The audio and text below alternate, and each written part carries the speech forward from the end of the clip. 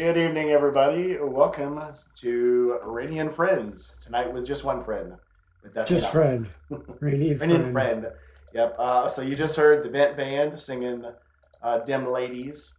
The Bent Band is a South Haven band. They're actually from Olive Branch, Mississippi, like right down the road from me. And I bumped into them at a Harley meet the other day, and they were doing some really good music. And I did a little thing with them and asked them, if they could do a thing with me. So they started sending me music, and they said, "Hey, you can use our music, and that'd be great." So now I'm using their music. So win-win for everybody. They like the exposure. I like the exposure. They play really good music. So thanks, guys. That was Which your music.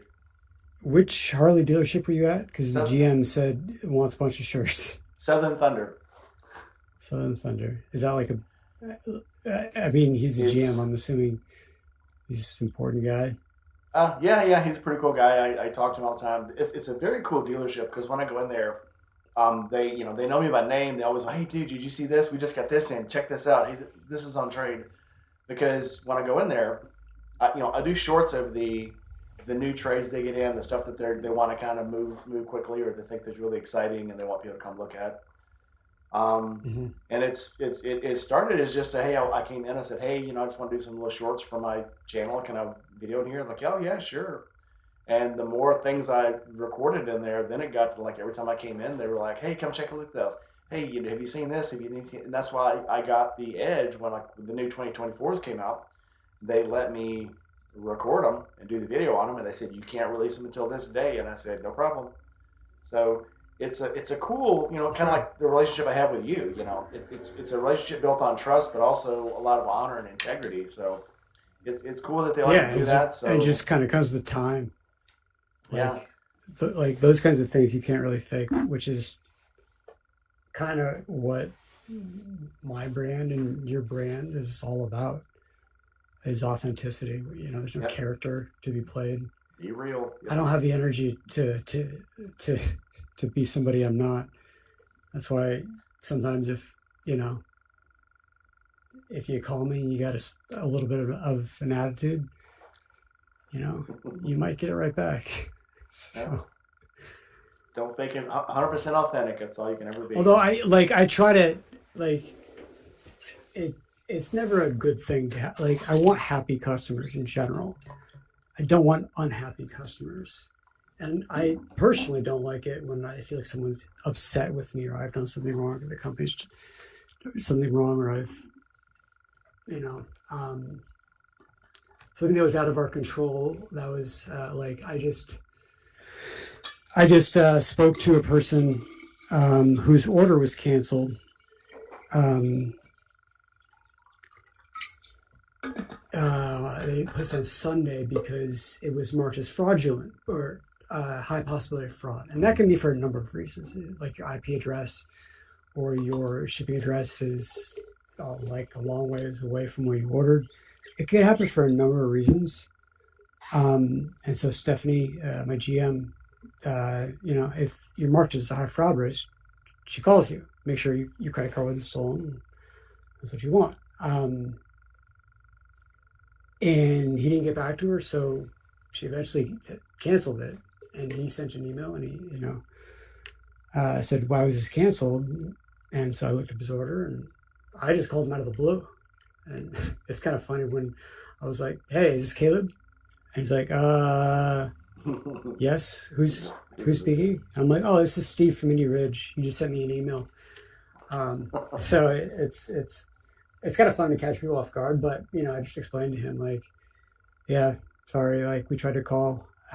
He said that he tried to have like the card was declined a bunch of times and finally got it to work, and then it got canceled, which was like kind of a perfect storm. So I think at first he was a little annoyed, but um, it's just like things happen, and it's more fun to go through, or it's easier to go through all of this without feeling like, okay, well, there's another person in the world that doesn't like me, Yeah. or so I just apologized and I said okay, and actually he just reordered. um, so it, it's a Very cool. Yeah, Like, trust is a weird thing, and it's a cool thing sometimes, but it also means sometimes you have to admit, that you're wrong, and let's fix it. And that it's funny how when you sometimes winning people's trust is admitting that you did something wrong yeah. and not fighting it. Yeah, Or cool. even knowing that you're right. And I'm not talking about this guy, I'm talking about a different customer. Knowing that you're right and still apologizing, like that's difficult to do. And just taking it because that's what the customer wants to hear. I don't usually like do that, but this guy was ultra rude and he was really upset about um he wanted a replacement pair of shoelaces, so he sent it, and it was, well, I shouldn't give details on the off chance that he sees this, but But it got heated over the phone, and he got upset, I got upset, and he actually hung up on me, and I called him back, and I was like, "Look, dude, I'm sorry. Like, I let my emotions get the best of me, and that's not what I want." So, um, and the reason why he did, like the shoelaces didn't go out was because there was something wrong with the USPS. Kind of out of our control once it leaves the warehouse. Um, and so to him, it was like, well, why is it so hard to ship out a pair of shoelaces? It's like, it doesn't matter what the product is. It could be a pair, but it could be anything. If it's USPS or UPS or whoever is sending it, sometimes things get lost, rerouted, all kinds of things. And we don't have control, and some people think that we do. Um, so one of my kind of rules in general, or I try to follow, is not to attribute malice unless I absolutely have to, or I'm absolutely positive.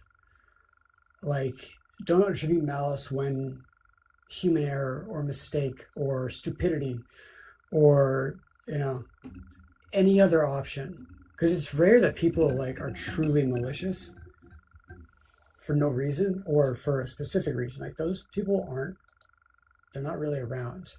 At least I don't encounter them very often. Maybe you do. nope. Sometimes they're just upset, and you got to worry about. So when I used to work customer service, and when I worked for the sign company, I had to listen to a lot of ramping and raging, and then I'd say, okay, how do you want me to fix it? Okay, I can do that. Or, oh, nope, that's not something I can do. Well, what else do you want me to do? How about if I do this? A lot of times, just listening to them rant and rave for a while was enough. And then it was like, how do I Yeah. fix it? Well, I'm not sure how you fix it. I just wanted to tell you. Okay, well, thanks for telling me. And that's all they wanted.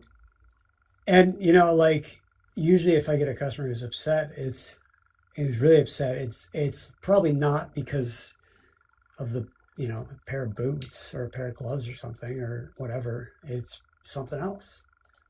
So I try to remember that this guy's probably not, if like his boots being late is the worst thing in the world that's happening to him right now. He's doing pretty well. He's got a pretty good life, yeah. Yeah, so it's something going on. So I really try not to attribute malice unless I'm absolutely positive that this guy is trying to scam me or do this or that. Um, so Is what it but is. that's kind of the overall intro. Is I don't have the energy to be the person that I'm not. Uh, so And that leads us straight into should you or should you not do your own maintenance? We'll talk to Mad Yankee. Mad Yankee's nice to have you, man. I know you had to sit quiet for a while, but welcome to the show. Well, I didn't want to interrupt anybody, and sometimes I'm actually not even sure if you guys could see me at first. But Oh, we're rolling. no, Yeah, no. it's actually really good. I had a cool song that I opened up with, and it's a band that is close to here, right out of Olive Branch, like 10 miles from here. And so I opened up with that song. It was absolutely awesome. And they gave me permission to use their music, so now I have more music for people to say, "Why do you keep playing that song?" Awesome yeah, song. but it's funny though because what you guys were talking about. I promise I won't go on about this too long, but it's just I understand the pain. A couple of jobs ago, I worked at a gun counter in a state that has very strict gun laws, and yeah, I unfortunately a lot of frustration about that was often directed at me, which made no sense because it's not like I'm the person who made those rules. It's not like I had any control over it, but yeah, it was not a fun time sometimes. But there were other times that made up for it though, when it was good and when you had people who did appreciate it. So Yeah, and it's like when I worked at a surf shop, I got to talk about surfing all day when I was in college. And there's people who are upset and blah blah blah, but it's it's part of the deal. But a lot of people don't realize that sometimes they just want someone to listen to them. right. I don't know what your ratios are like, but what I used to say back in our particular retail establishment was like I followed what I called the 99-1 rule, which is that 90% of customers were just very businesslike. Hello, goodbye, do you have this? Yes, no, thank you, have a nice day, that kind of thing. Just very transactional. 9% of customers were very nice, actually. They were a joy to talk to. You could always, you didn't have to have a long conversation with them, but sometimes you did, and they would be super appreciative, and, and everything was great. It's the 1% that were, a pain. And unfortunately, I think it's sometimes because, for me, they're the exception. They tend to stick out in your brain a little bit more, which can be a problem, because then you kind of ruminate on it, which is not what you want to do. But then that's the thing you got to keep telling yourself. It's like, yeah, you're going to run into that one person, but remember the 10 other people who really appreciated you, and like you try to focus on that. Plus, my way of dealing with difficult customers was always just get them whatever they need, solve whatever problem they're having, and then just get them the heck out of my day. That to me was just the easiest thing to do. Yeah, and as someone who's had thousands, tens of thousands of reviews written about their products on Amazon and our site, 10 5-star reviews and one 3-star review, I'm going to be upset at that 3-star review, but I just got 10 of these, and usually it's not about the product. It's like, okay, well, I didn't get this during, when they said they were, and it was like, it's a strange thing, and I think we talked about it a little bit last week, and Mike, we'll get to your topic in a little second. But, I'm happy. We have because there's only 3 people here. Yeah. I don't know whose kid is that. It's not mine. That's Sydney's ringtone. Oh, okay. She says she's trying to get it, but it's not letting her. Oh, but well, now I forgot what I was going to say. About the public. Oh, is what we talked about last week, I think, is to realize the good times when you're in them, and not when they've already passed. And so when you have these people that are really happy with your product and everything's going well, to be cognizant and mindful of that, and not just there's a line in True Detective in the first season, which it's a great show, which Mike refuses to watch. No. Actually, I put it in my queue. I'm going to watch it. I just have to. I have to finish the Fallout series first, and then I have to finish the Norman Reedus series. We got a lot of stuff I'm working on, but it is in my queue. I will get to it. It's not a series. It's like 9. It's like 9 episodes, and it's basically what changed the trajectory of actors wanting to actually be on these streaming channels. Like HBO was has always been kind of a forefront in creativity and making good stuff. But that show, they said that show was kind of the first time, because Matthew McConaughey was always known as like a rom-com guy. And when they did True Detective season 1, it was like, this is real filmmaking. This is really good filmmaking. It's just over 9 episodes. And so now films are kind of, and series are actually a lot more interesting. And this show, this specific season, it was kind of the start of that. You could make an argument for The Wire or something like that, or The Sopranos. But this one was when the transition was made, I think, in actors' heads, that like, oh, this is actually, because TV was always kind of seen as like below movies. So it was the point is it's that good, and so you should. I've heard great things about the Fallout series.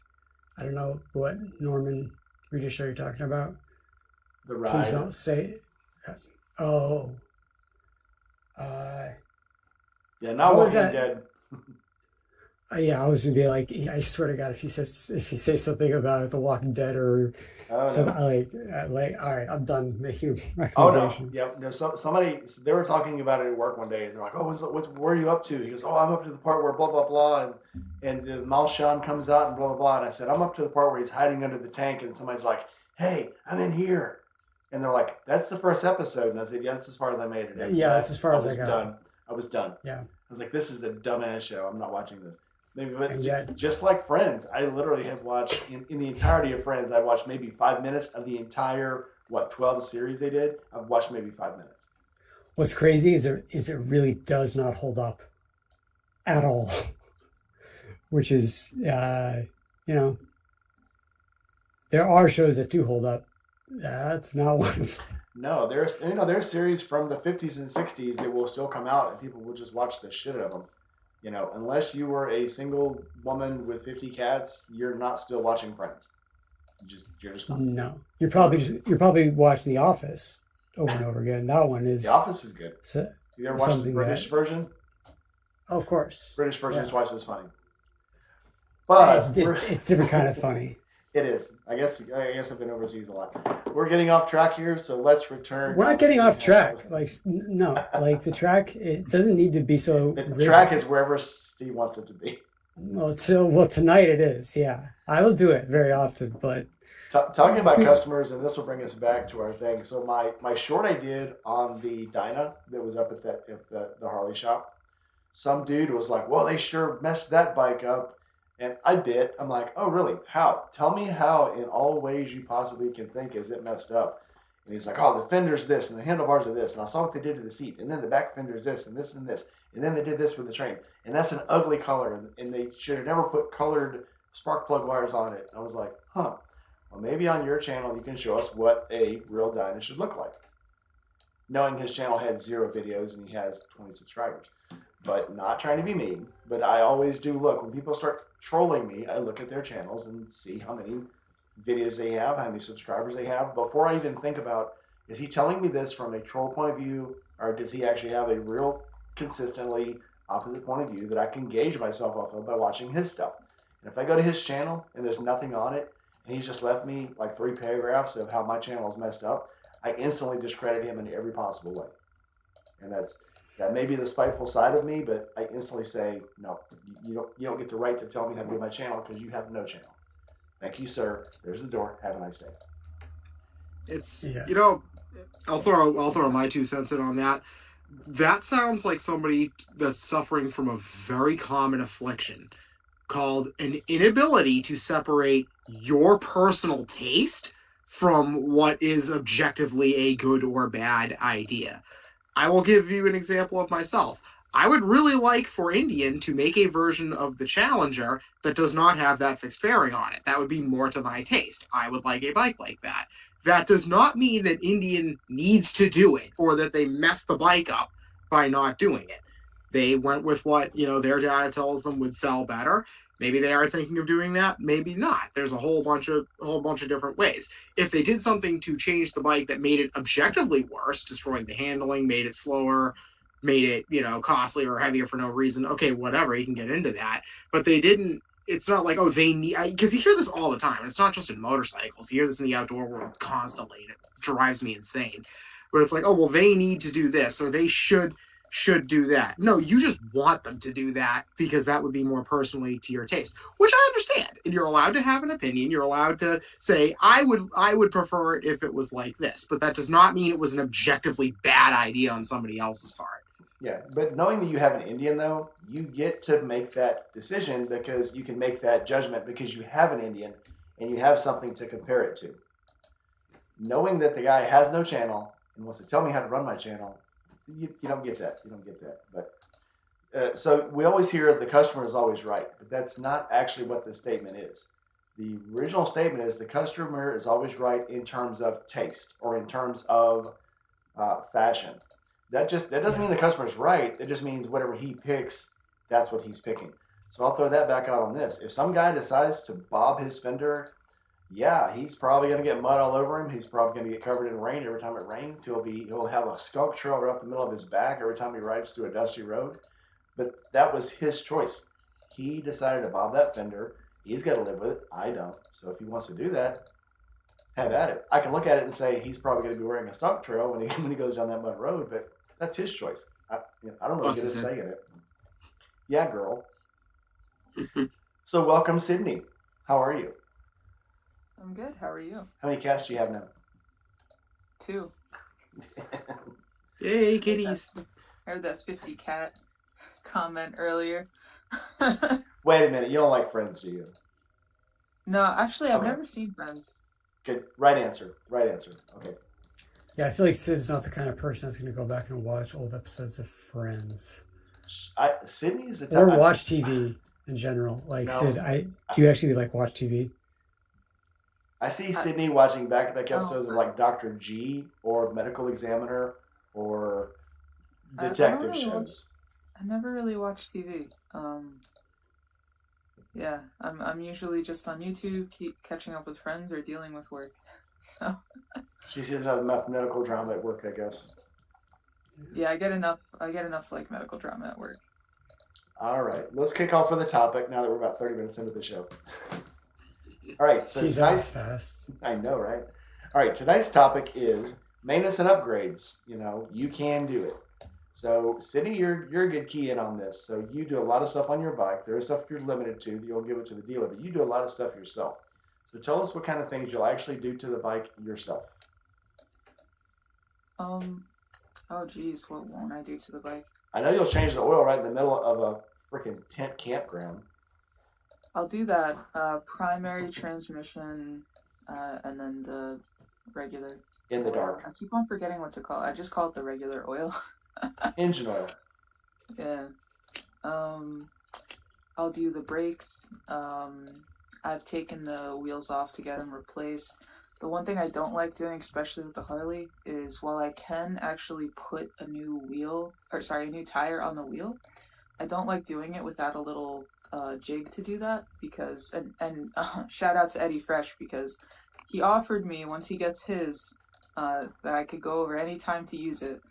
So that's what I'll be doing.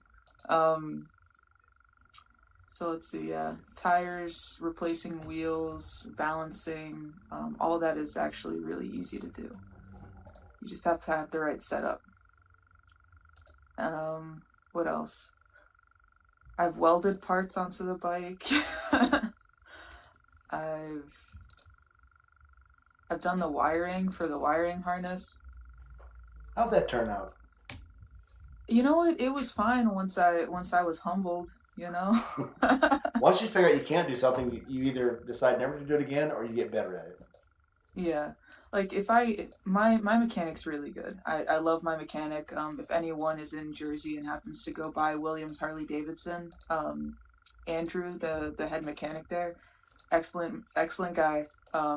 If I ever run into an issue, and I can't figure it out, I take it to him and be like, yeah, I fucked up again. Please take this.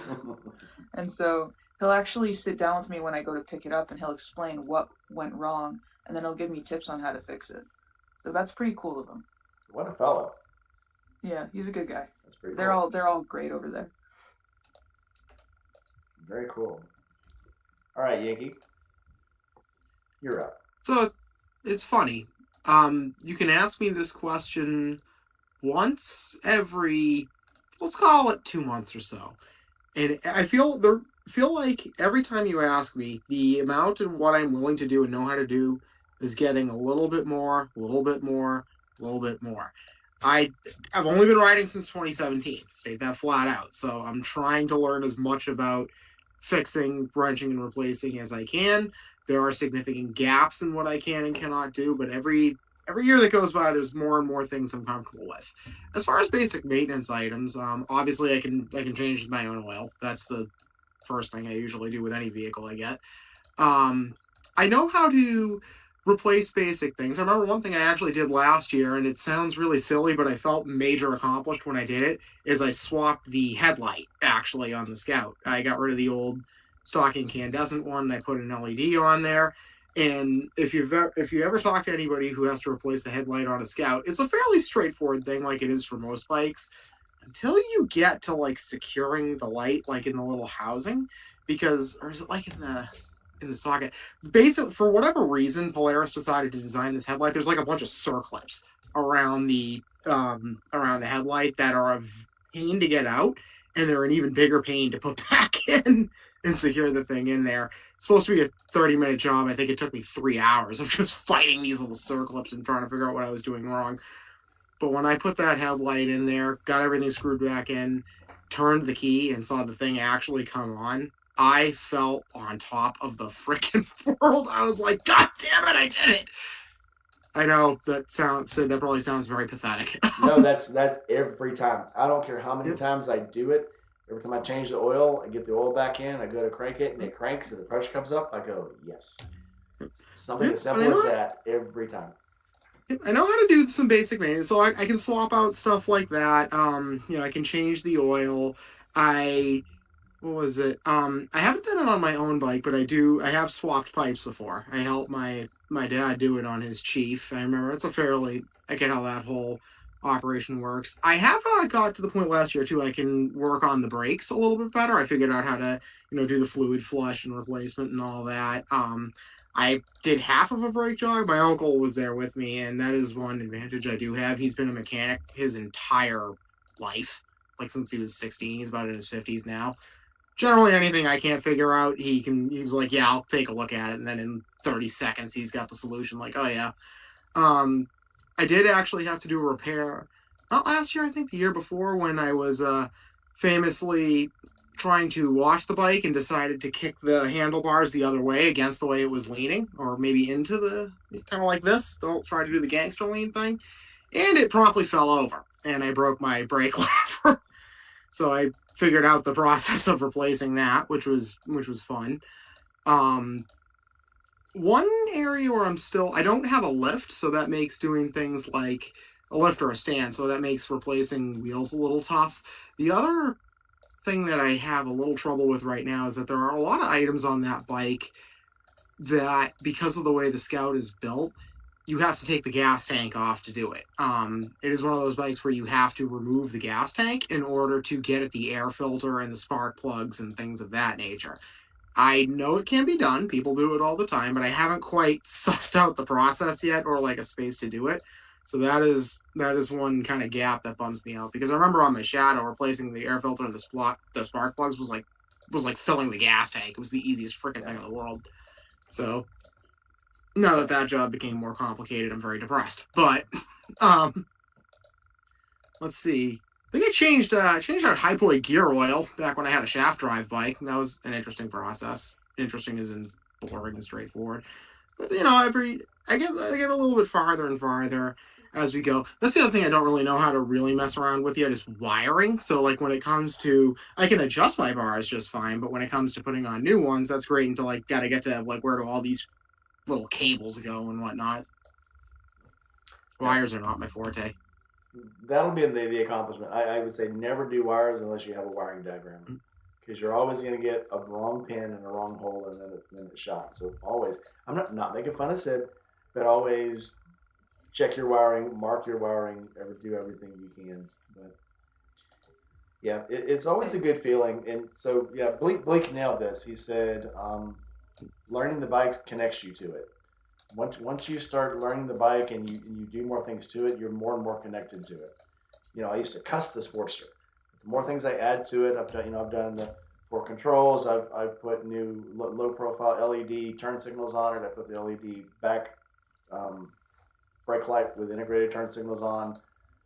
the forward controls, the fog lights, the engine guard, the new seat. I've wired up a USB plug connection where I can plug or charge the phone off of the bike. Put the forward fairing on it. Reposition the headlight. The more things you do to it, the more you make that bike yours. And once you do so many things to it, it's really hard to even talk about getting rid of the bikes. So that's why I think you see a lot of people on YouTube that will do a lot of stuff to their bikes, and then when it comes time to sell them, yeah, they miss them. But if they don't do the stuff to it themselves, it's very easy for them to get rid of it. Because if you're not doing the maintenance to it yourself, you don't run the bike. Yeah, you might drive it all over the place and see a lot of stuff with it, but you really don't get connected to that bike like you do when you do everything to it yourself. Just personal observation, I guess. And then we have Steve.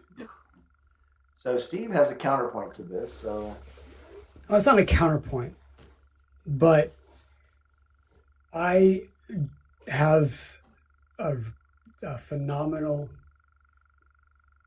mechanic. He can build any bike, he can fix any bike, he can ride any bike. 2 doors down from me. I take all my stuff to him because my bikes are usually at the warehouse, or and he's kind of the only person I trust to do the stuff that, like I can do basic stuff and I can do, but for the most part,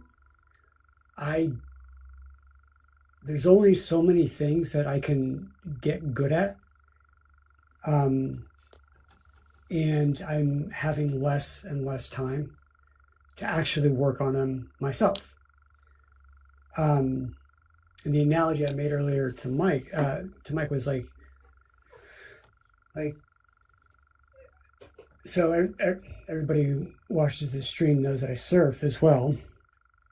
And a surfboard shaper isn't necessarily the best rider out there. He's not Kelly Slater out there. He can surf. He definitely has to know how to surf. He's not the best out there, but he knows how to shape surfboards really well. And there's kind of that mentality for me. It's that I can tell you how to make a motorcycle boot really, really safe, and what to do and what not to do, and what to wear and definitely stay away from. I can talk to you about impact areas and impact zone. I can talk to you about all the stuff that is kind of peripheral to motorcycle, to riding. But all that stuff, I was here till 11:30 last night. I take my bikes to Clint and I say, hey, can you do this, do that? So I don't feel like I have a lesser connection to my bikes, especially because, I buy them because I want to keep them. They're not, I have no intention of ever selling. The first bike that an Indie Ridge motorcycle boot was photographed on, I acquired that, and I'm never going to sell that. So it's I understand everybody else's point and the need to be, really hands-on with your bike is really great. It's really helpful. And, if you're on a long ride and, something happens, you don't know exactly how to fix this or that or where to look, you're kind of screwed if you don't know anything. But for me, I don't actually change or do a lot of the maintenance myself. I just don't really have the time. I barely have time to ride right now. And I know Rob Simmons, of Be the Boss of Your Motorcycle, he's coming out May to my area, and May 5th, I'm going to be doing his course again. And then he'll probably come out to the warehouses and do a follow-up interview to the one he did last year. I haven't practiced my slow speed skills in a long time, just because I haven't. So I've been setting out the cones, doing the stuff that like you don't. They're way harder than you think, and they're way harder than it looks online. But a left turn from a stop at full lock, and you have 5 feet to do it in, and then you immediately have to stop using the rear brake only, and you need to do it smoothly. Most people can't. Even something simple like that, you just say, "Oh, it's a left turn from a stop." No. You got about 5 feet to do it in, and it's a lot. And there's cones. You can't hit them, and then you need to come to a stop. Most people make the turn; they just keep going. So you need to make the stop smoothly. It's really hard. You would think that it's not. It's really hard. So because I know I'm doing his course, that's what I'm practicing right now is slow speed riding skills, which, obviously has positive, like those types of low speed skills make you a much better rider in general and much more confident in general. So like, okay, well, it's like, that's what I'm focusing on right now. It's not like, doing this to my bike or I've had this adaptive headlight that I got from Custom Dynamics sitting on my desk. I don't even know where I got it. Yeah, I think it was just sent to me. I didn't buy it. And I just haven't installed it. It's probably not a difficult installation. Me and Cindy will come out and install it. You ready, Sid? Let's go. No, like I'm sure it's relatively straightforward, and if I screw it up, I have a guy 2 doors down. I just want an excuse to come out to LA. So yeah, not LA much as just to see you. So that's my quote unquote counterpoint. Is it a helpful skill? Of course. Should you know the at the bare minimum, the basics of what you're doing? Yeah, of course. Should you be the one that does all the work on your bike? Yeah. If that's what you want to do, that's what you have the time to do. I know, everybody has their priorities and everybody has their hobbies, and if that's what you want to put your time into, that is kind of your call, I would say. I think you're busy enough doing your boots in your company that will give you the pass. So again, it does come time to time, money, and management, and you definitely spend more time in your shop, and that's fine. So I guess that does play a big part of it. But is it a pass that you have to give me? No, I don't have to give you anything. It's like the man card. If somebody has to give it to you, did you really deserve it? Well, it's like I don't feel bad about it. I don't feel any less of a. Let's say we don't judge you on it. I don't care if you do judge me. Why would you feel? I mean, again, you brought up the fact that it's a time thing. You're a busy dude, and I think that's the thing in the community that I never understood. Really, it's if you don't have enough time to act, but motorcycling is a passion, but you don't have enough time to put into learning by yourself all the mechanical ins and outs of your bike. Like that's understandable. It doesn't mean it's any less of a passion for you. It's just a passion in a different way. And I don't like putting people down who don't do their own work on the bike, because again, like we only have so much bandwidth to deal with shit going on in your day and all of that. And there's only so much you can actually get or become masterful with. I mean, Steve, you know this rule. I forget the time frame, but you have to put X amount of hours into something every single 10,000. day. Yeah. Oh. Well, every single day, yeah. But are you talking about like the expert rule? Yeah. Yeah, 10,000 hours. It's so difficult to do that and just structuring your day in a productive way, while trying to learn all these things. And you have a lot of interest, so don't feel like anyone. If anyone does put you down for getting your work done by someone else, that's kind of silly, in my opinion. I mean, it doesn't affect me. It's like I don't work on my truck because the mechanic is the next door down, and he's a great mechanic, and I love him, and he doesn't charge me because in this complex we all kind of take care of each other. So when I need stuff done to my truck, I just bring it over to him. Like, do you have to work on all your own stuff to really have a connection? I love my 2011 Ford Ranger. It's a cherry car. It's in pristine connection. It's the last year that they made that car. Never going to sell it. Am I going to start doing all sorts of things that a mechanic knows how to do or teach myself that? I'd rather just have God do it because he knows it infinitely better than I ever will. It doesn't mean I like that car less or whatever. So it's weird that it's a thing in the motorcycle community, but it's not necessarily a thing in other communities. Like, Yeah. It is in the car community too. I mean, I see there's a huge difference. You go to a car show and you have someone that had their car built. They're proud of that car not because they did anything to it themselves, but because they have a cool car. You find somebody that built their own car and does their own stuff to their car.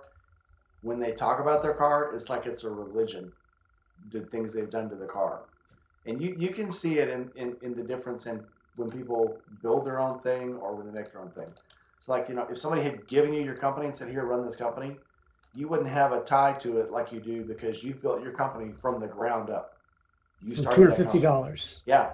And so your tie with your company as the owner of that company or the CEO or the COO, whatever you want to call it, is much deeper than a person who said, hey, we've just, advanced, Bob, off the floor who was the salesman. Now he's going to run the company.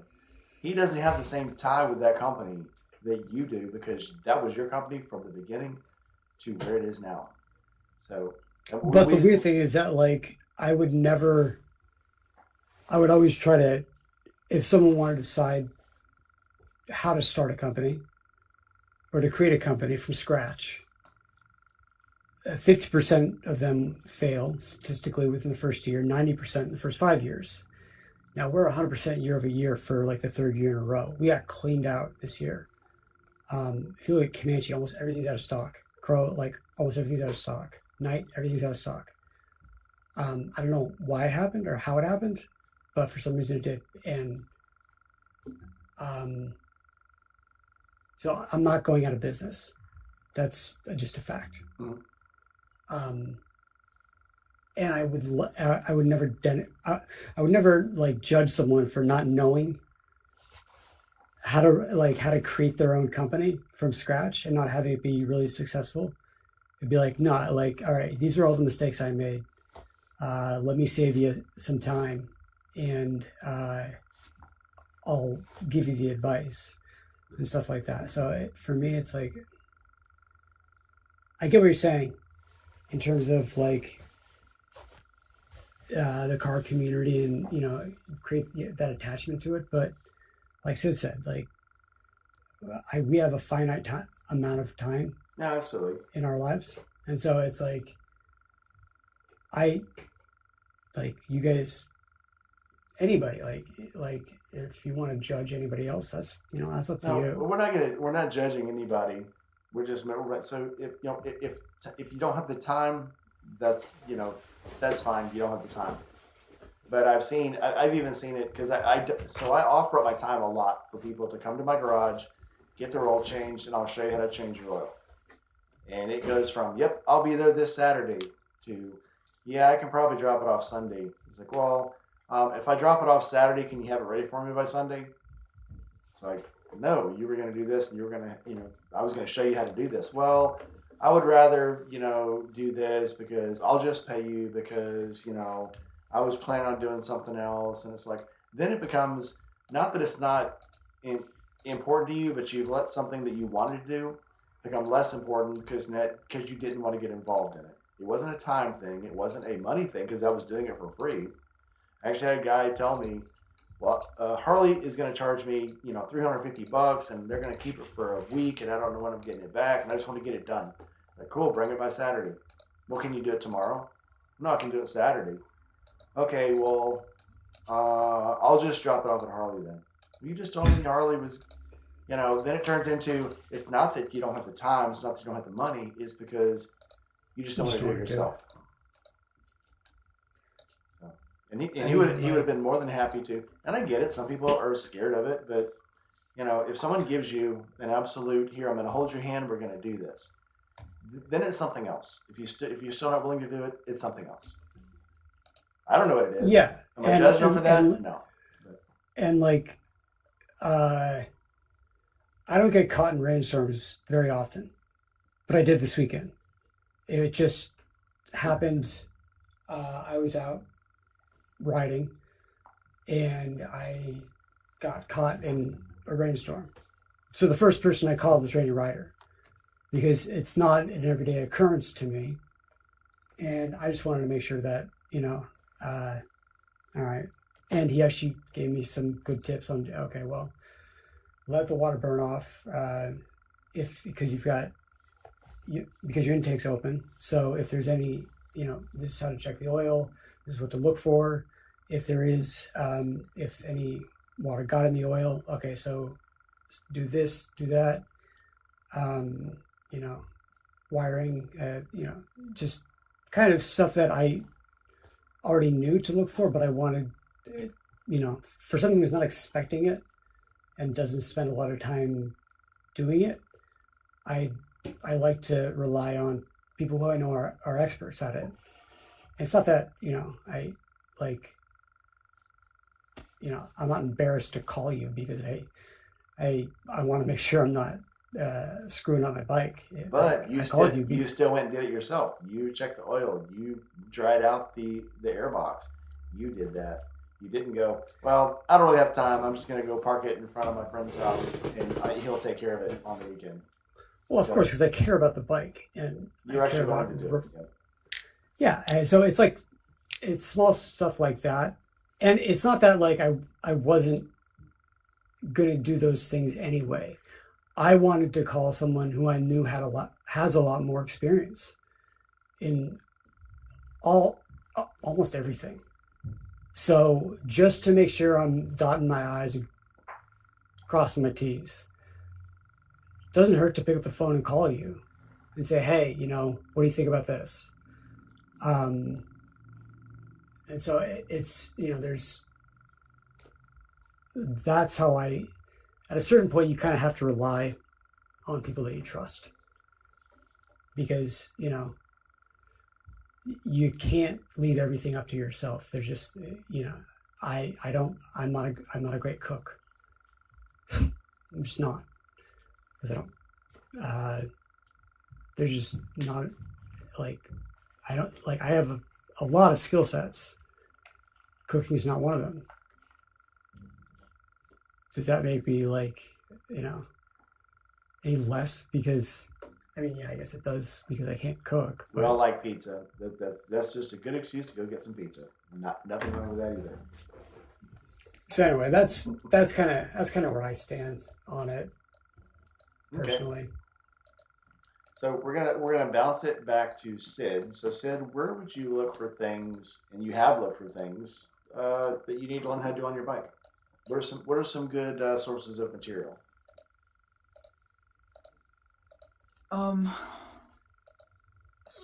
Where have I looked for things? Honestly, a lot of what I learned, and it kind of goes back to the whole it's okay to not really work on your own stuff because it's kind of a community builder, if that makes sense. Because some of my best memories of learning how to do what I did on the bike so far, at least, was from getting stuck and asking for help from people who sometimes I didn't even know, who happened to know information. And it was I learned secondhand really well from people. I'm a very hands-on learner. Another resource to learn how to do things is every single bike has a maintenance handbook. which will walk you through step by step of how to complete certain processes for the bike, how to do some troubleshooting stuff, what to look out for. They have like little footnotes that tell you about, hey, don't be careful how hard you turn this because you could break it. You know, things to look out for, things that mechanics learn the hard way. So if you don't have your bike mechanic handbook, definitely pick one up. They're a little expensive, especially for the Harleys. Well, I mean, like your climbers will have your mechanics, but how many people in their garage have all the different torque wrench sets that you need? Oh, it definitely takes exposure. Yeah, there's stuff you're just not going to have. So it's And like things you build can, up slowly.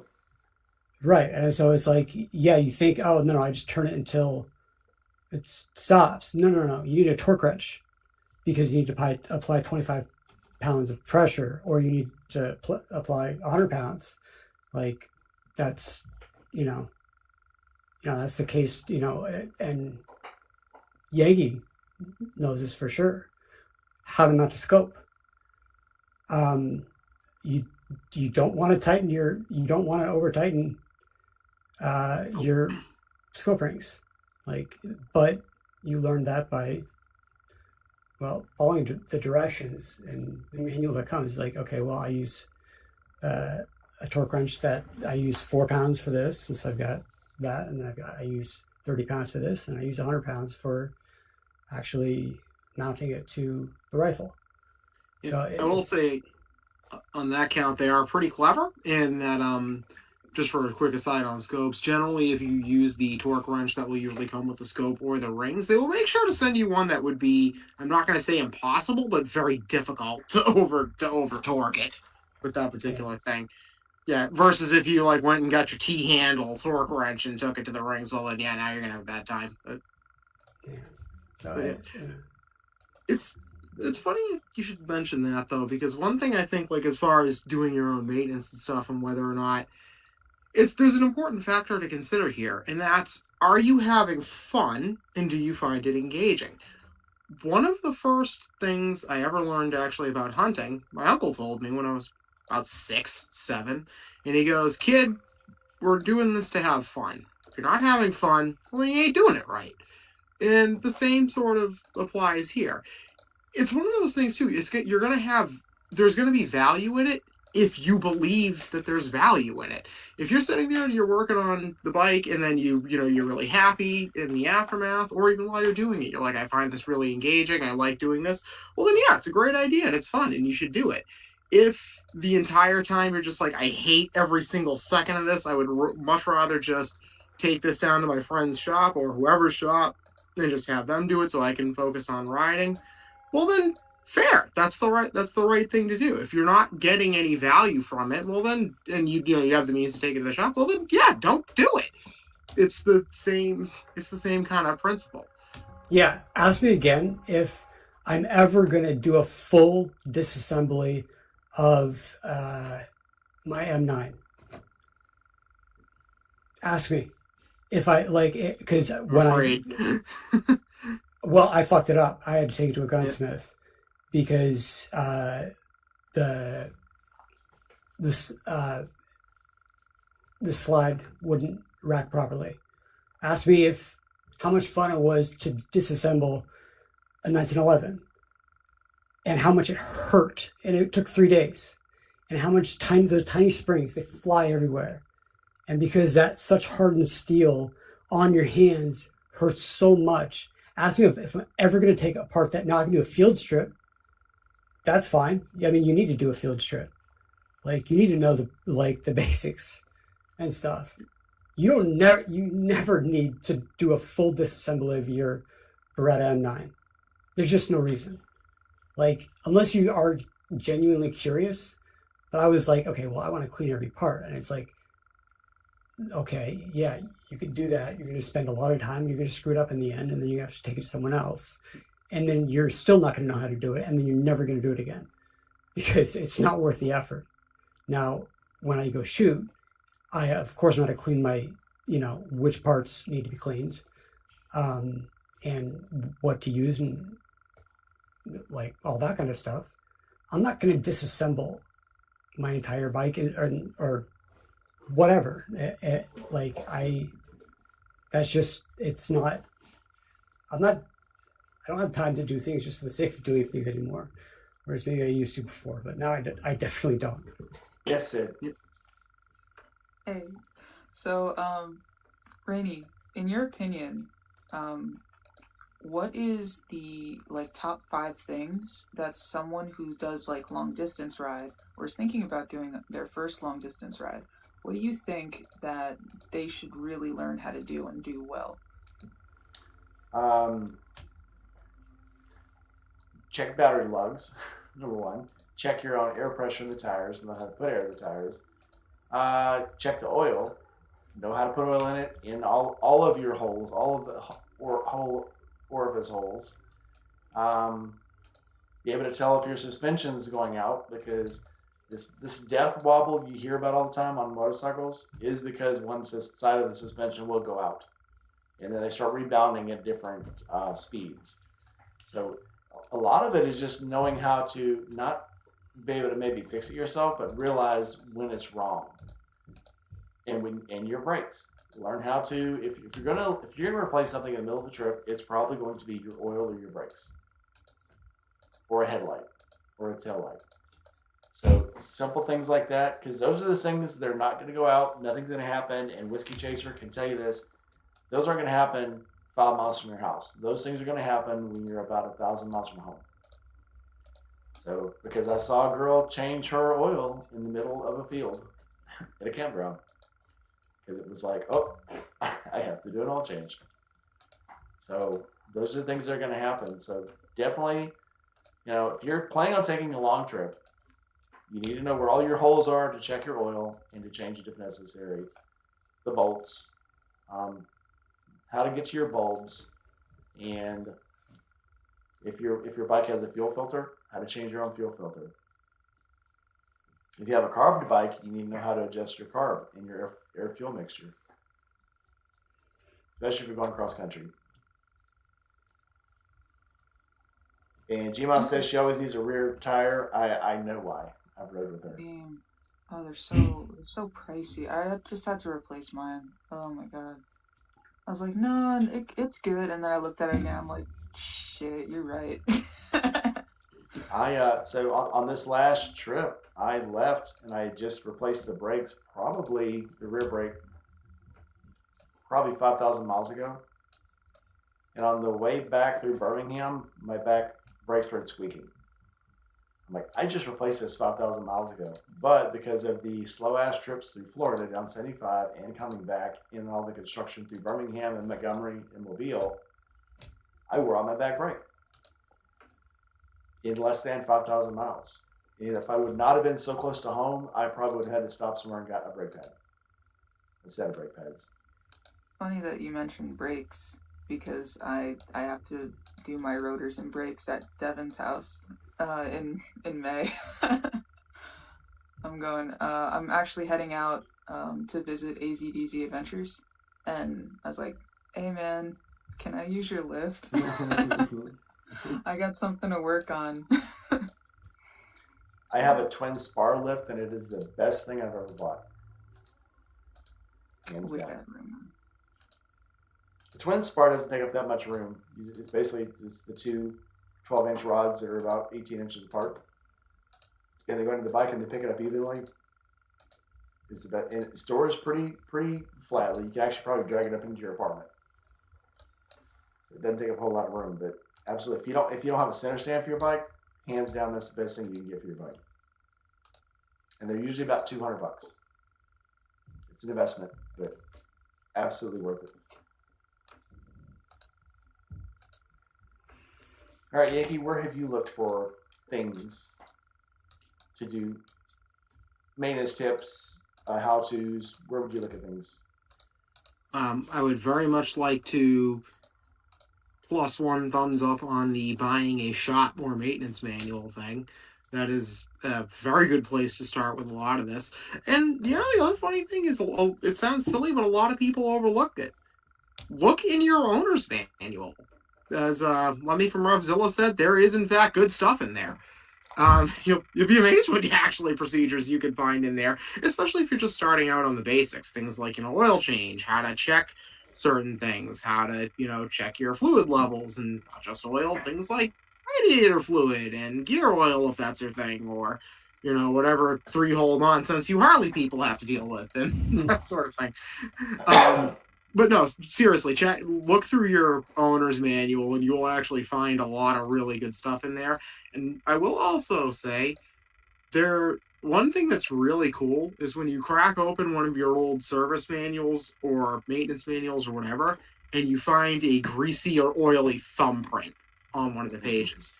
It's cool when it's yours. It's also cool when it's not yours, because those thumbprints always tell fun little stories. I think the NEC ones look cooler. Yep. I opened up my old shadow manual, and I actually saw it was a black oily thumbprint from when I was there the first time I was doing an oil change on the bike, and I'm like, man, I want to tear this page out and get it framed and put it on the wall, because that's just cool. So, yeah. And then as far as other things to do, as far as upgrades, I very often catch myself just perusing the pages of J&P Cycles or Revzilla or whatever have you, just going, oh, look at all these cool things I can buy once I hit the lottery and have $1 million. But I bought 10 numbers tonight. Yeah. I'm already planning on buying a house in Ohio that I'm not going to use. Can I only ask you for $1,000? I just want to do my suspension. That's it. Dude, my friends are going to be so set. It's going to be ridiculous. We'll have a party house in Ohio. We'll have a party house in Florida. Got to have one not in California. Let's get close to California. Not in California. Yeah. And then we can visit Colorado. But yeah. Or even in Nevada, like right over the border or something, Yeah, I like Reno. I like the Reno area. That's good. I want to get a place near Lake Havasu because I had a cousin lived out there. Lake Havasu, you mean? Is that what? I don't know. I'm not from there. I'm gonna say how it's spelled. I'm gonna judge you. Go ahead. It's okay, Mike. I'll give you a pass on this one. You can. I don't care. I'm not from there. I can pronounce it however I want. Like Los Angeles. Spanish for Google whale's vagina. Just Google Webster Lake in Massachusetts, and I'm ready to watch the horror that will unfold. Webster Lake? Webster Lake, because that's not its only name. It has another name. Oh Lord. Okay. Must be an Indian name. Yeah, it is. So, as far as other things to learn to do on the bike, pay attention, learn what things are supposed to look like, and when something breaks, well, it's time to learn how to do that. So guess what? If your brakes are feeling spongy, time to look up how to do a fluid flush. If you're thinking, hey, I don't remember the exhaust quite hanging that way, time to learn how to redo the brackets. Didn't happen to me, happened to my dad, but I was riding behind him and I happened to notice that something did not look right with his exhaust. Yeah, I would say that's actually probably the best actual starting point, is knowing what it's supposed to do and supposed to look like, and how much air pressure is supposed to be in your tires, and not just how to check it. It's like, okay, you can check it. How much is it supposed to have though, for this particular wheel and this particular bike and this this particular suspension, all that kind of stuff. So you can check things all day long, but unless you understand what to do or why it's done, like, that's actually the starting point. Yeah, and like do your T-clocks, do your pre-ride check. If anything, it'll get you more familiar with the bike and where everything goes. Plus, it's also, think about it, it's looking at your bike. And if you don't pull some enjoyment from looking at your own bike, well, then you bought the wrong one, honestly. So yeah. All right, so I'm going to give some good advice, but it comes with a caveat. So I think I have a lot of videos on YouTube on how to do things on the BMW, especially. It gets a lot of traffic. But I've seen YouTube videos that, and we see, I actually looked this, so when I was looking up Chris's, that lives in Memphis, the lawyer, I was looking up his bike so I can help him change his air filter. And I watched 3 different videos. They were like 30 minutes long. That at the end of at 28 minutes, the guy's like, yeah, I don't know how to get this thing off. We're just going to call it a day. And I've seen guys for BMW videos literally just not, and I keep bringing this one up. The dude was taking his back tire off and he jacked the bike up and then he got it up on boards and then tried to pick it up a little more because he's like, once you get the tire off, you've got to roll it under the back fender and the back fender has to be up like 2 feet. I think I've told Sid this story before, but the BMW has a door on the back fender. It has 2 little bolts in it, 2 little small screws. You take those screws out and the whole back fender folds up like a door. And you can roll the tire out with it like an inch off the ground.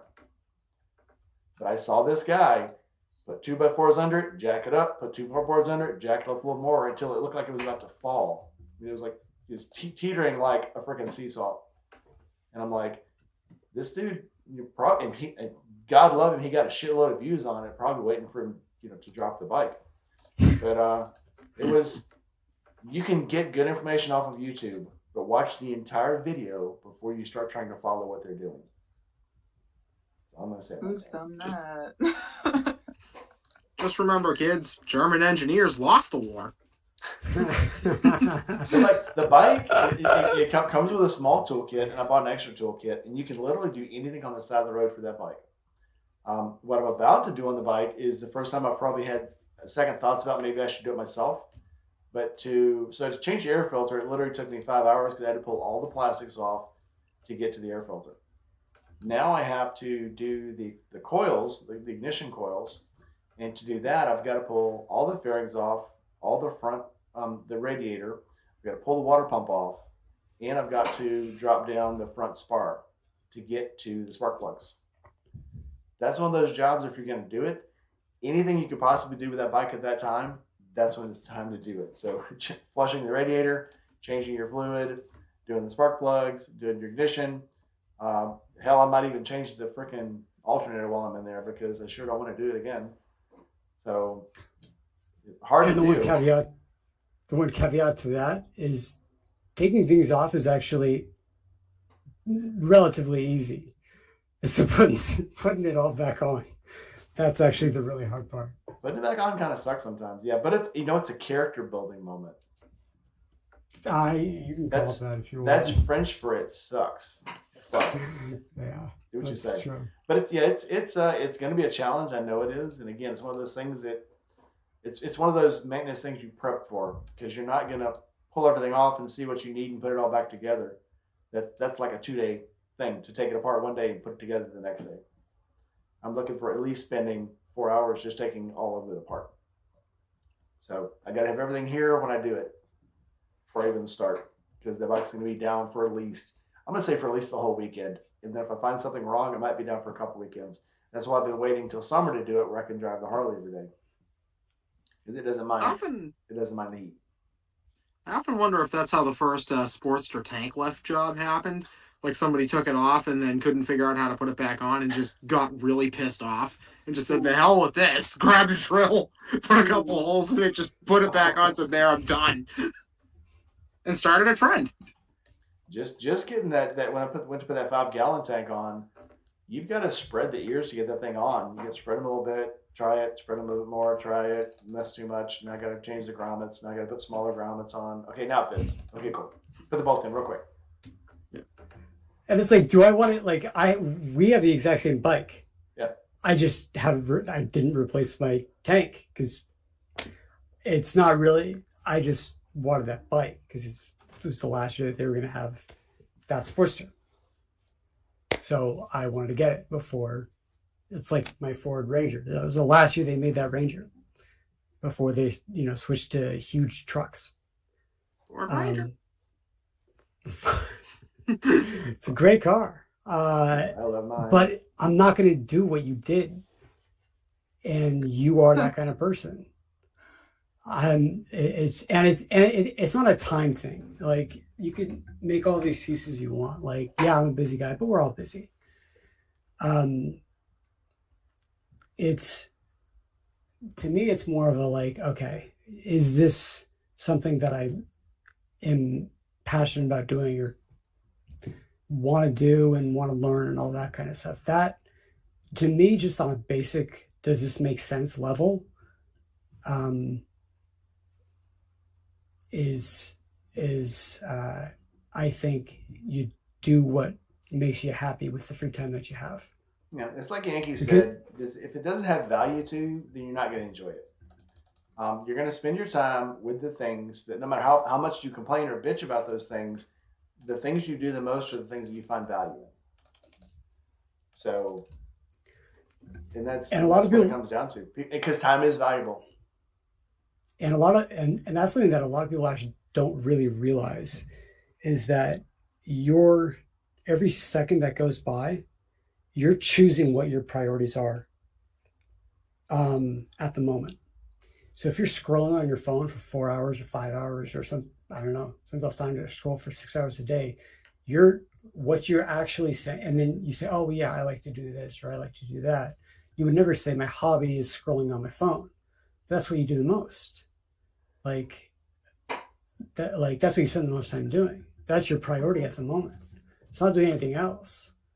So I spend almost every waking hour here or something for the company, trying to improve, trying to, analyze things and understand and, get better. But it's like that, this is where my priorities last. Like I have almost zero phone time. And if it's phone time, it's always work related.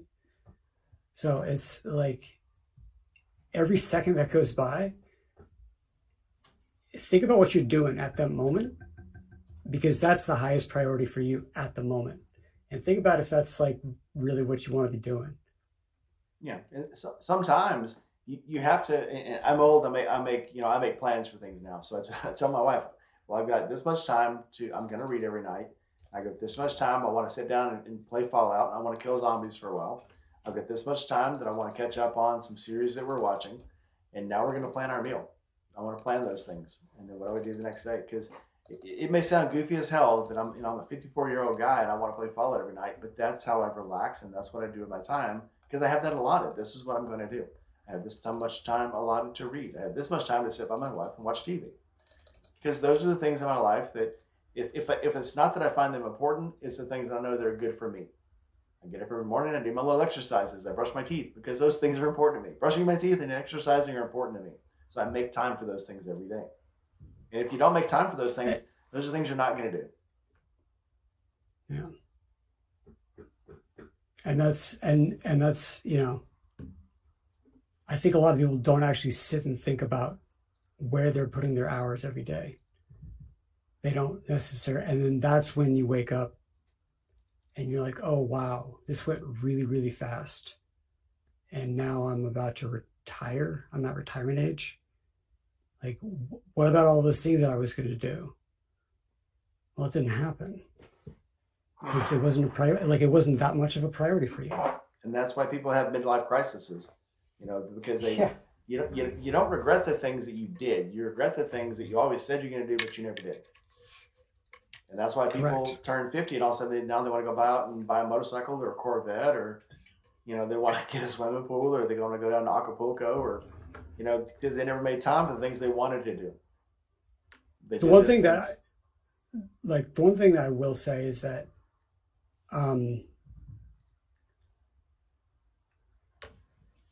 if you offered me, I don't know, however much a large salary is to the rest of you guys, let's say $300,000, $200,000 a year, it'd be a guaranteed. You wouldn't like that job, but it's a 9-to-5 job. You're guaranteed $200,000 a year, but you'll never make more, and you won't really like the job. Would you do it? Well, a lot of people say, "Hell yeah." For me, I would say no, because I don't want to know where this ends up.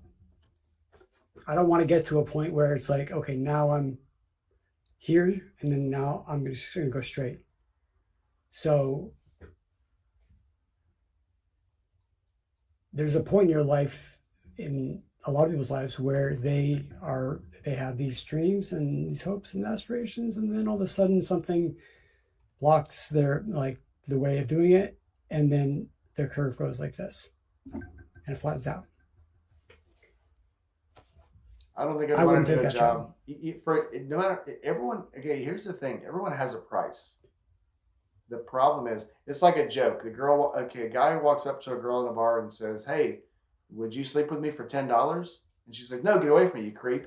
He goes, "Well, would you sleep with me for $1,000,000?" She goes, "Well, of course I would."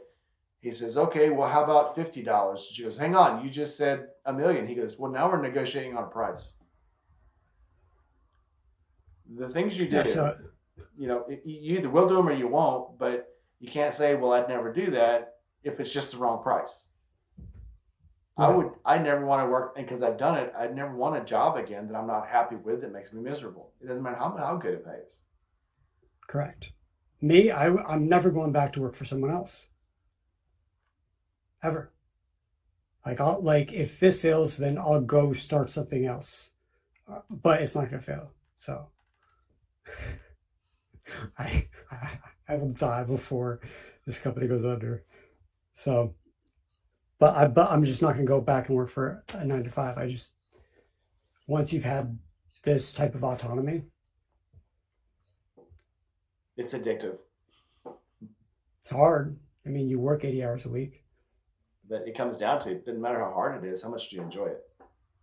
That's fun. I get to Yeah. design stuff. I get to, and then a lot of time it's not fun. That's that's part of it. So it's Every job I think is going to suck at some time or another, but and people don't realize this, I guess, sometimes even a job that you complain about, you find joy in it, or you just stop doing it.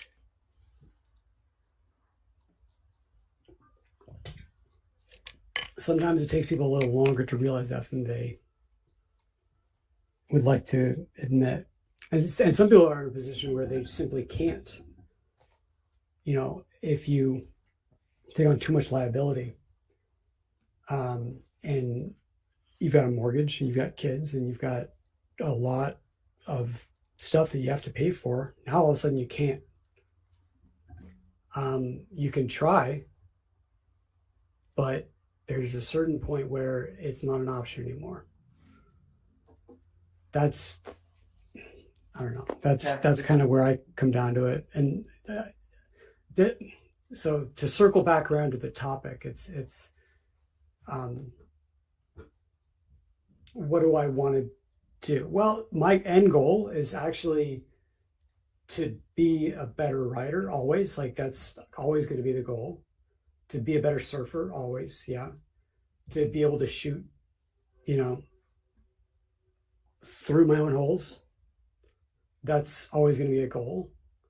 To grow the company, that's always going to be a goal. To make better boots, always going to be a goal. Version 5s are coming out of everything that are now CE2 certified. And we've got the documentation, and I'm going to put it up on the website. So when you say it looks like a skate shoe, I'm going to say, okay, well, find me a boot that for the test for CE certification scored a 1, a 2, a 2, a 2. Those are the 4 categories. And then the optional test is a waterproofing test. We scored a 1 because to get a 2, so a 1 is just a pass, 2 is a spirit pass. 1 is, so that's height, abrasion, puncture, resistance, transverse rigidity, and the optional test is resistance to water, waterproofing. And so we're an ankle high boot, so we got a 1. You have to be shin high. Puncture, abrasion, transverse rigidity, waterproofing, all 2s. So my thing is, I don't want people to be able to say, well, I've already tried an Indie Rich boot. I don't like them. It's like, no. You tried one batch, one time, and you didn't like that. So that's what's important to me. Getting better. And so that's, I don't know where that makes me land or how that makes me sound in terms of like someone who rides, but it is what it is.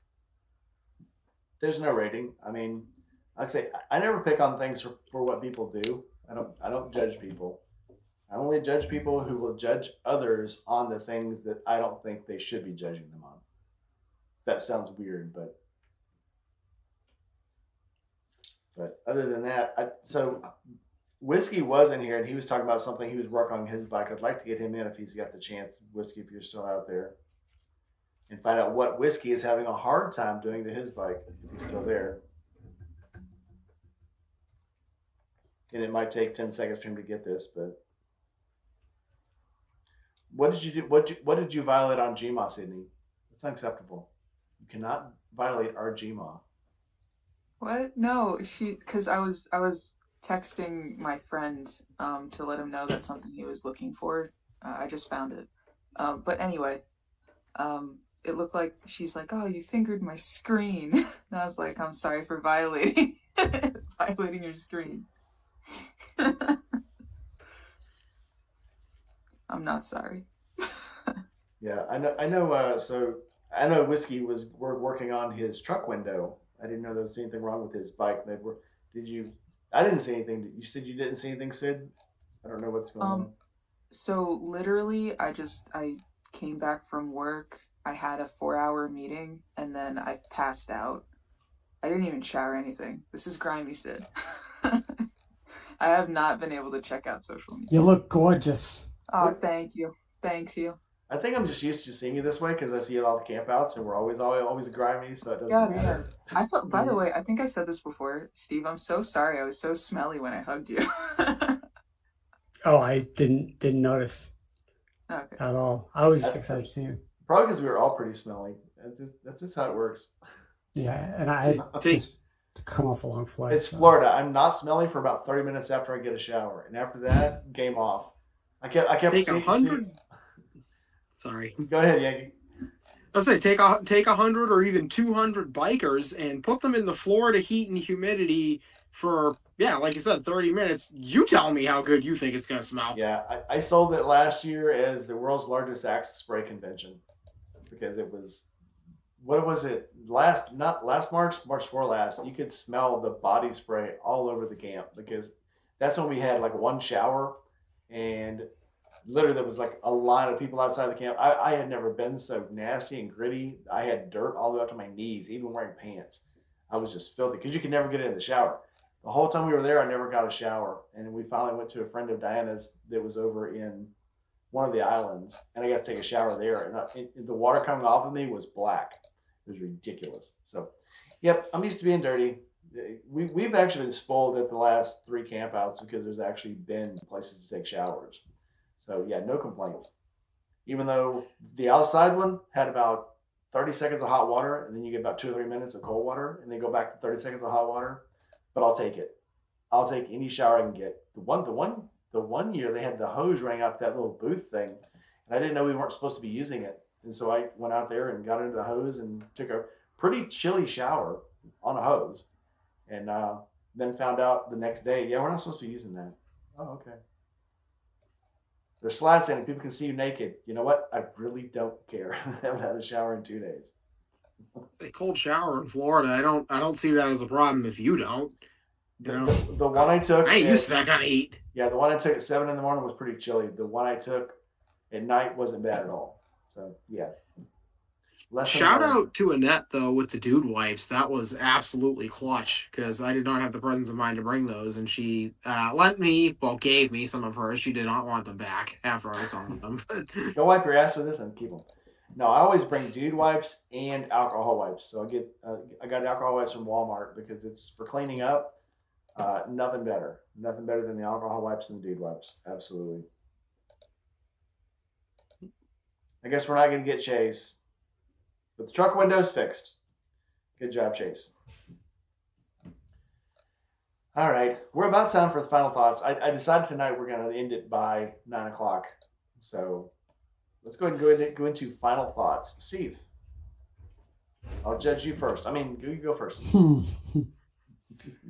I think it's important to realize in general, I've said this now a few times, it's important to realize how you're spending your time, to be cognizant of it, because it's very finite and it goes by quick the older you get. And so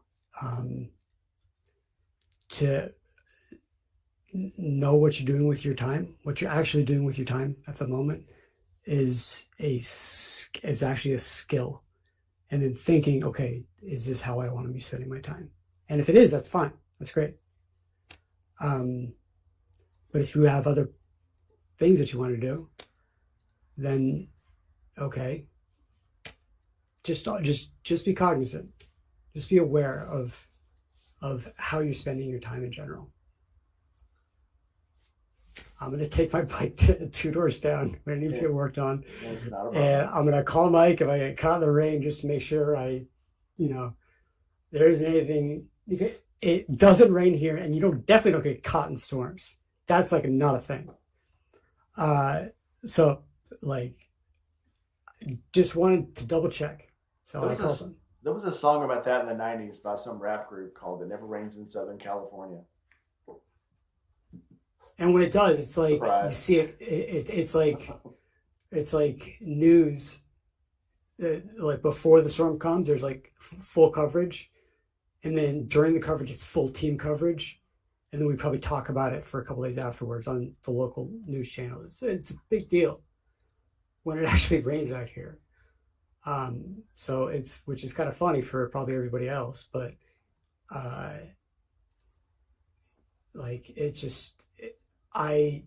have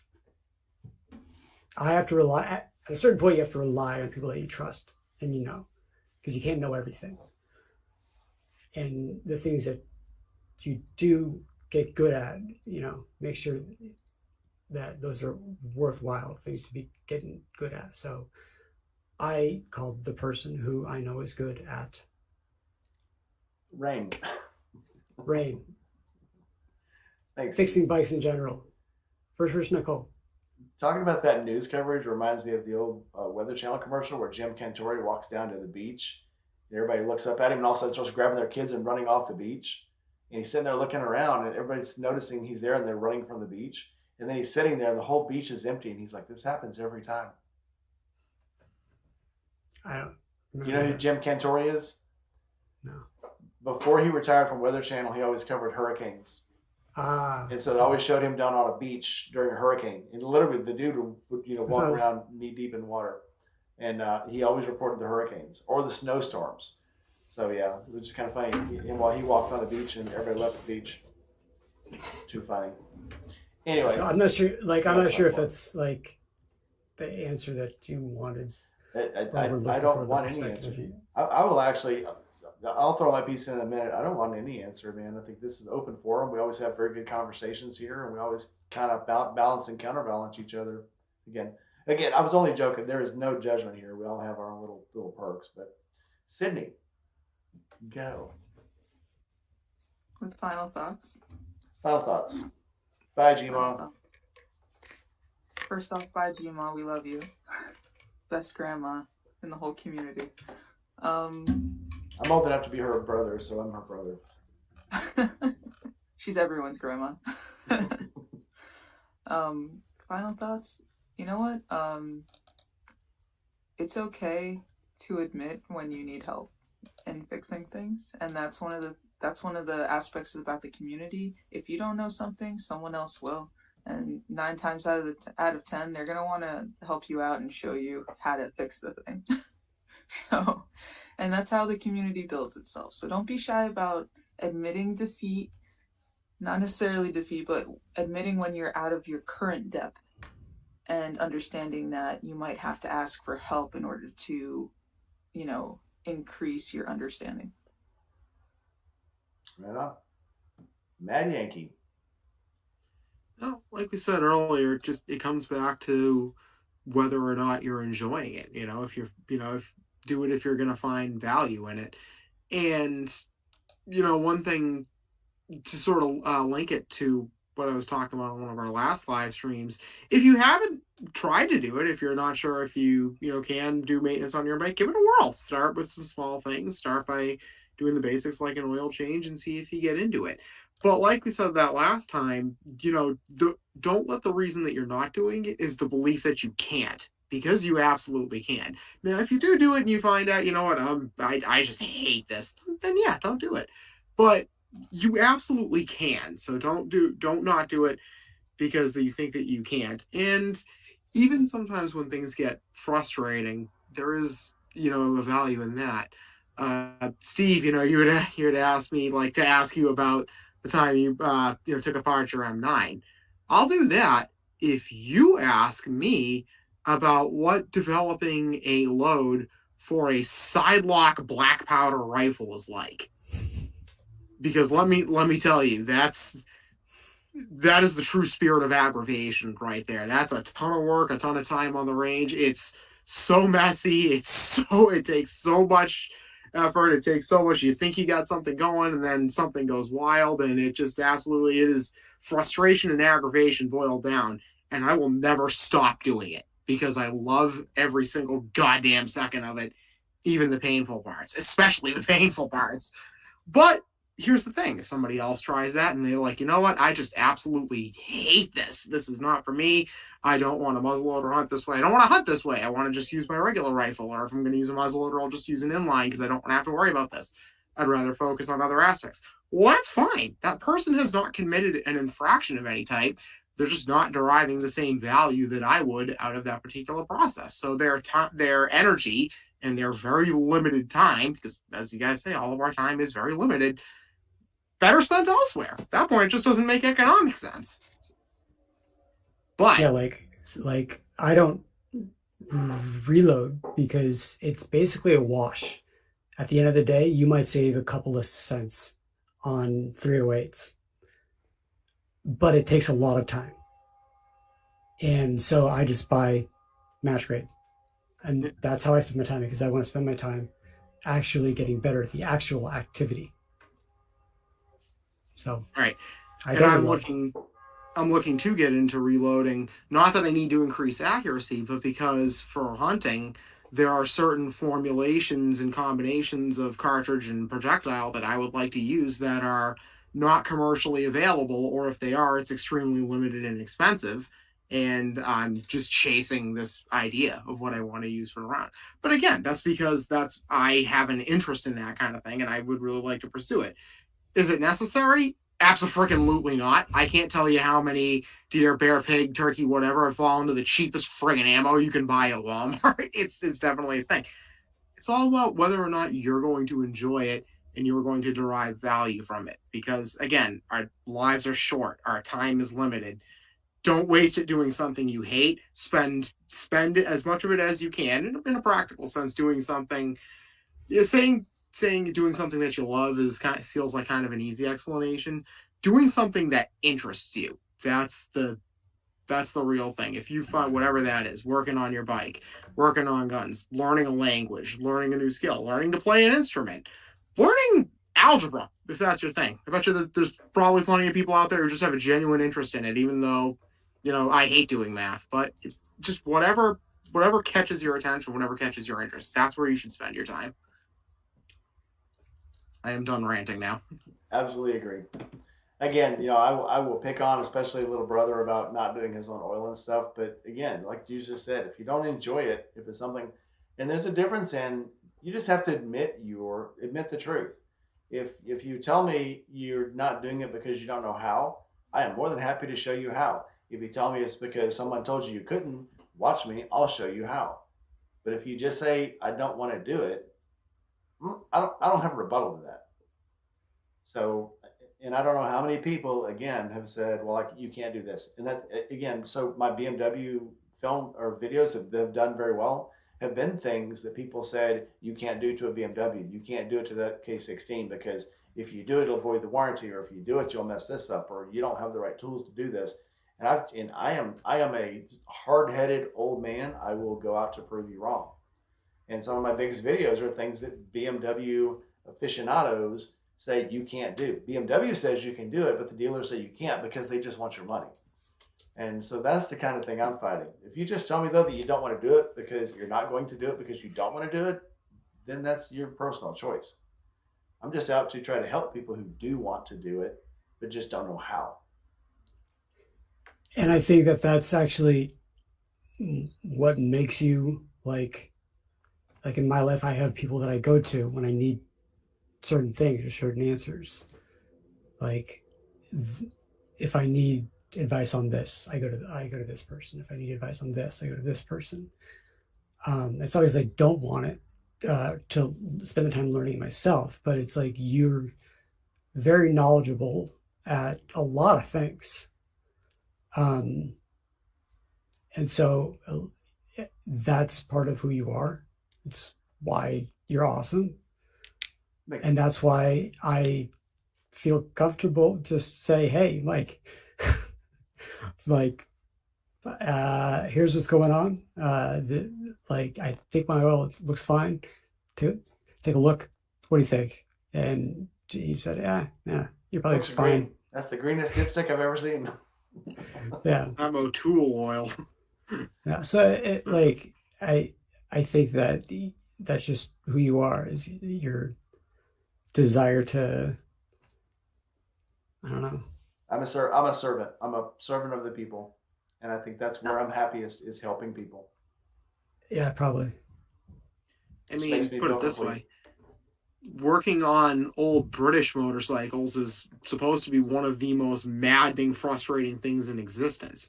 And yet, we all know somebody who, among other things, lives for that very thing. That is where they put most of their passion and attention. Does that mean I'm going to do it? What are you smoking and where can I get it? Because hell no. But does that take away? So I'm not going to do it, but does that take away from anything he does? Absolutely not, because that's where his interest lies, and as frustrating as it is, he, at least as far as I can tell, that completes every second of it. Yeah, that completes him. So what can you say to that? Right. So, and that's fair, and it's not judgeable. That's the other thing. Right. If you judge that, I don't even want you in my. I don't want to talk to you or have you in my space at all. Like, I don't want anything to do with you. Like, you can make your friends elsewhere. If you denigrate someone for spending their time in a certain way. All I said is be cognizant of how you're spending your time. That's it. I compare this to Brussels sprouts. I hate Brussels sprouts. I will not eat a Brussels sprout. However, there's a person sitting in the living room over there that loves Brussels sprouts in just about every possible way imaginable. However, I'm still married to her. I don't judge her for that. I will make fun of her for that, but I won't judge her for that, because obviously I'm still married to her, and she loves Brussels sprouts. So, and if that's a deal breaker, like, yeah, it's you've got larger issues, Mike. I use that in a lot of things. People judge people for a lot of things these days, and they have for a while. But she doesn't make me eat Brussels sprouts. So what's it to me? They don't really smell bad when she cooks them. I don't have to worry about the smell. I don't have to worry about anything. I just don't have to eat them myself, so she can do whatever she wants to because she loves them. And that's good enough. So with that, we're going to go ahead and close again with the Bent Band with Dim Ladies, who I'm actually going to have a full video in my next video from going up to Harley Davidson, since I ruined all of the audio in that video. So I'm going to have some really cool background music, and I'm going to play the Harley Angels and a bunch of motorcycles. So if you like what you've seen here, go ahead and give it a like, comment, subscribe, hit that bell, and we will see you guys next week if we all want to get together again. And I will try to put out a video this weekend. Thanks, guys, and keep coming back. And with that, everyone say goodbye. Bye, everybody.